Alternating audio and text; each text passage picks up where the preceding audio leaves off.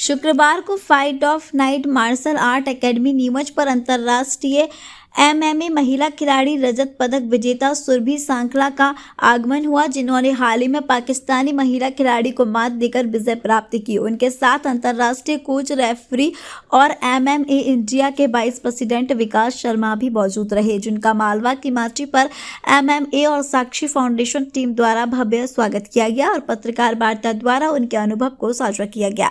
पत्रकार वार्ता के दौरान अंतर्राष्ट्रीय एमएमए महिला खिलाड़ी, रजत पदक विजेता सुरभि सांखला और अंतर्राष्ट्रीय कोच, रेफरी और एमएमए इंडिया के वाइस प्रेसिडेंट विकास शर्मा, एमएमए सदस्य संतोष चोपड़ा, आदित्य मालू मौजूद रहे। संतोष चोपड़ा ने मीडिया को जानकारी देते हुए बताया कि अंतर्राष्ट्रीय एमएमए महिला खिलाड़ी, रजत पदक विजेता सुरभि सांखला, जो कि पेशे से वकील है और वर्तमान में पाकिस्तान से एशियन चैंपियनशिप में सिल्वर मेडल जीत कर आई है, उनकी इस जीत पर साक्षी सुरक्षा फाउंडेशन और एमएमए की टीम द्वारा स्वागत किया गया। साथ ही उन्हें प्रोत्साहन स्वरूप 21,000 का चेक भी प्रदान किया गया। एमएमए महिला खिलाड़ी, रजत पदक विजेता सुरभि सांखला ने मीडिया को जानकारी देते हुए बताया कि उन्होंने 4 साल पूर्व ही उनके कोच विकास शर्मा के साथ मार्शल आर्ट प्रारंभ किया था। इसके बाद 3 साल नेशनल चैंपियन रहने के बाद उनका चयन एशियन चैंपियनशिप में हुआ था, जहां वह अपने कोच के साथ पाकिस्तान फाइट के लिए गई थी। सुरभि सांखला ने बताया कि यह उनका पहला इंटरनेशनल गेम था, जिसमें सेमीफाइनल पाकिस्तान के खिलाड़ी जीते, पर हम सोचकर गए थे कि हमें जीतना ही है। लास्ट राउंड में टेक्निकल तरीके से हमने जीत हासिल की और फाइनल फाइट में नेशनल खिलाड़ी को हराया। सुरभि सांखला ने बताया कि वह लोग टेक्निकल पॉइंट में एडवांस है, हमें भी टेक्निकल पॉइंट के लिए मेहनत करने की आवश्यकता है।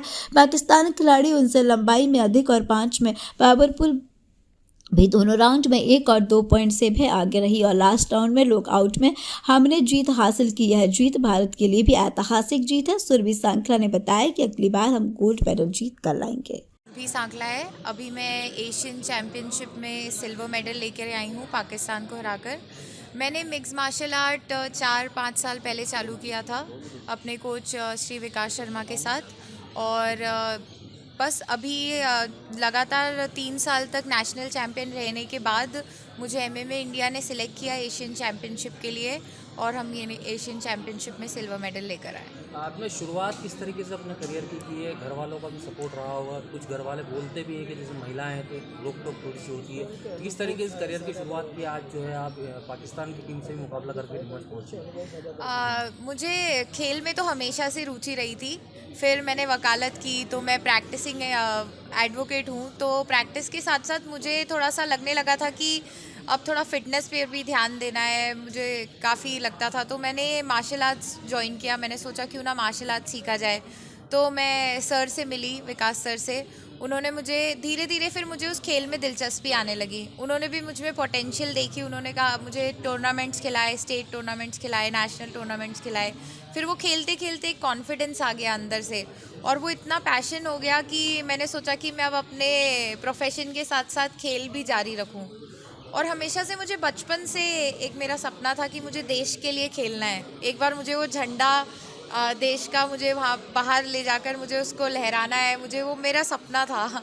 तो जैसे ही मुझे मौका मिला कि मुझे एशियन चैम्पियनशिप खेल सकती हूँ मैं, तो मैंने बस उसे खेला और सिल्वर मेडल हमारे पास है। आपने पाकिस्तान के किस प्रकार रहती है मैडम दिन भर की, मतलब वर्किंग? मैं सुबह 5-5:30 बजे उठती हूँ। 6 बजे तक हमारी मार्शल आर्ट की क्लास होती है, वहाँ जाती हूँ मैं। 6 से 8:30, 9, 9:30 बजे तक कभी कभी होती है ट्रेनिंग। फिर ट्रेनिंग के बाद मैं घर जाती हूँ। घर जाने के बाद वही सब अपनी डाइट वाइट बनाना, पैकिंग करना। फिर 11 बजे तक ऑफिस, 11 से 6:30 ऑफिस, फिर ऑफिस से डायरेक्टली वापस से क्लास जाती हूँ और फिर ऑल्टरनेट डे स्ट्रेंथ ट्रेनिंग के लिए जिम भी जाती हूँ। तो वही 6:30 से 10 बज जाते हैं ट्रेनिंग में, फिर वापस 10 बजे घर।